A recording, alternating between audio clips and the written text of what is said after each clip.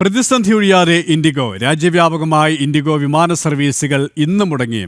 500 സർവീസുകളാണ് റദ്ദാക്കിയത്. വിദഗ്ധ സമിതി ഉടൻ റിപ്പോർട്ട് സമർപ്പിക്കും. ഡിസംബർ 1 മുതൽ 7 വരെയുള്ള കാലയളവിൽ ആകെ 5,86,705 ടിക്കറ്റുകൾ റദ്ദാക്കി. ഇവരുമായി ജിഷ്ണു കൃഷ്ണൻ ശരിയാണ്. ജിഷ്ണു, ഇൻഡിഗോയിലെ പ്രതിസന്ധി ഇപ്പോഴും തുടരുകയാണ്. ഇത് പരിഹരിക്കാനുള്ള നടപടിക്രമങ്ങളും ഏത് തരത്തിലാണ് ഒരു ഭാഗത്ത് പുരോഗമിക്കുന്നത്?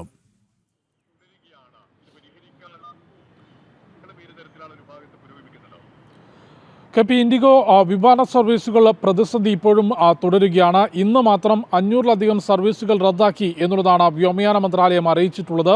138 ഡെസ്റ്റിനേഷനുകളിലേക്കായി 1802 സർവീസുകൾ ഇന്ന് ചാർട്ട് ചെയ്തിട്ടുണ്ട്. അതിലും 500 സർവീസുകൾ ഇന്നും റദ്ദാക്കേണ്ടി വന്നു. അതായത് ഈ പ്രശ്നം പൂർണ്ണമായും പരിഹരിക്കാൻ ഇൻഡിഗോ കമ്പനിക്ക് സാധിച്ചിട്ടില്ല. 48 മണിക്കൂറിനുള്ളിൽ ഈ ഒരു പ്രശ്നം പരിഹരിച്ചുകൊണ്ട് സർവീസുകൾ സാധാരണഗതിയിലേക്കാക്കും എന്നുള്ളത് ഇന്നലെ ഇൻഡിഗോ വ്യക്തമാക്കിയിരുന്നു. അതായത് നാളെയോടുകൂടി ഈ സർവീസുകൾ മുടങ്ങുന്നതിന് ഒരു പരിഹാരം ഇൻഡിഗോ പറഞ്ഞതനുസരിച്ച് കാണേണ്ടതാണ്. പക്ഷേ നിലവിൽ DGCA നിരീക്ഷണമനുസരിച്ച് കുറച്ചുകൂടി സമയം ഈ പ്രതിസന്ധി പരിഹരിക്കുന്നതിനെടുക്കും എന്നുള്ളതാണ്. അതായത് യാതൊരു തരത്തിലും സുരക്ഷാ മാനദണ്ഡങ്ങളിൽ ഇളവ് വരുത്താൻ സാധിക്കില്ല എന്ന് DGCA വ്യക്തമാക്കിയിട്ടുണ്ട്. ഒപ്പം വ്യോമയാന മന്ത്രാലയവും വ്യോമയാന മന്ത്രിയും അതുതന്നെയാണ് ചൂണ്ടിക്കാട്ടിയത്. അതുകൊണ്ട് മാനദണ്ഡങ്ങൾക്കനുസൃതമായിട്ടുള്ള ക്രമീകരണങ്ങൾ ഇൻഡിഗോ കമ്പനി ഒരുക്കണം. ഒപ്പം യാത്രക്കാർക്ക് ബുദ്ധിമുട്ടില്ലാത്ത തരത്തിൽ സർവീസുകൾ സാധാരണഗതിയിലേക്കാക്കണം എന്നും ചൂണ്ടിക്കാട്ടിയിട്ടുണ്ട്. ഒപ്പം റദ്ദാക്കിയിട്ടുള്ള ടിക്കറ്റുകൾക്ക് മുഴുവൻ പൂർണ്ണ